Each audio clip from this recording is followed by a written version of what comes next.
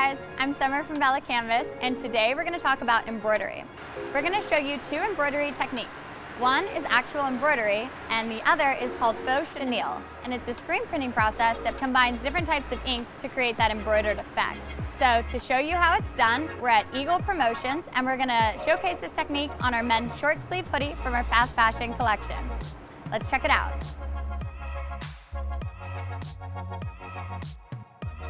Faux Chenille is a process that we use so that you can mimic embroidery. It's a great way to be able to use screen printing techniques to mimic the way that embroidery works without all of the cost. Eagle developed the Faux Chenille process. What we did was we have a group of fantastic R&D people where they sit down in a room and we find different ideas and treatments online, and then we work together to mimic that process and create it. So we'll come out to the press, we'll sample the different colors with different treatments and figure out how to make that work the best way that we can. After we come from the screen room and burn the screens and set up the machine, what we do is we used a mixed process. So we use bases, we also use additives such as puff and suede puff to create that faux embroidered look. Suede puff is an additive when it goes through and flashes, and when it goes through the dryer, it expands to make a chenille look, so that you have a texture to it so it looks like it's embroidered.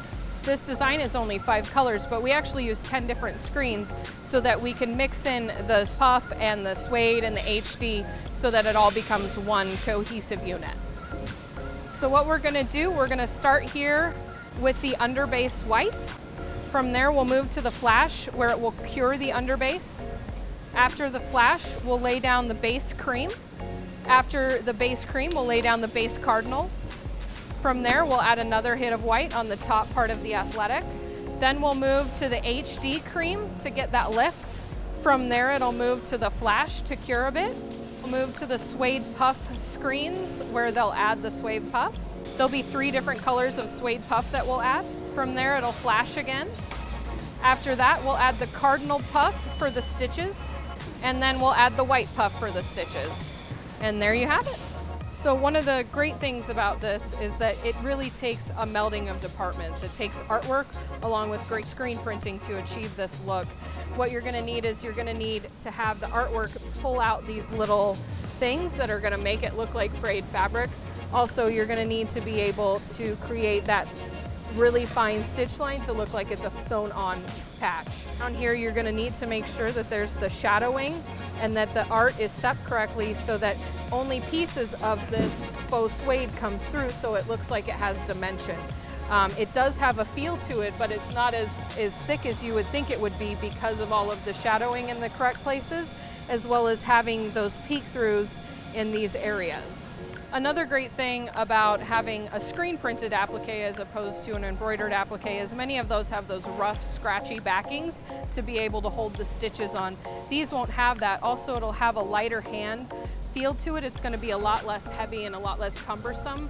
One of the great things about BELLA+CANVAS garments is that they're soft and lightweight, and that's why it pairs so well with this treatment, because you can put this applique look on a light garment and be able to have that BELLA+CANVAS lightweight garment look.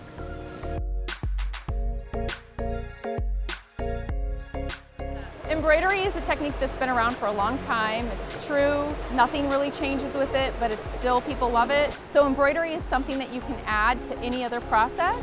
So we're going to show you exactly how to embroider a logo on the Faux Chenille t-shirt that you saw being printed today.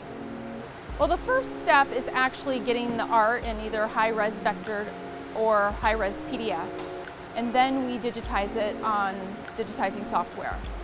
And then we tell the actual software what stitches to put where. Fill stitch, satin stitch, running stitch, depending on the logo. When digitizing and choosing what type of stitches to use, it really depends on the art and what is going to work. Anything that's too small in lettering, we have to use a walking stitch.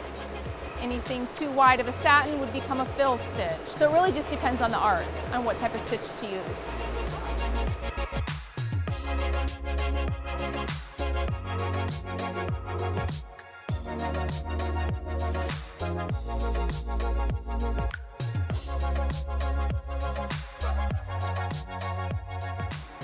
We hope you enjoyed this video. Let us know what you thought of it in the comments below, and don't forget to subscribe to our channel and press that like button.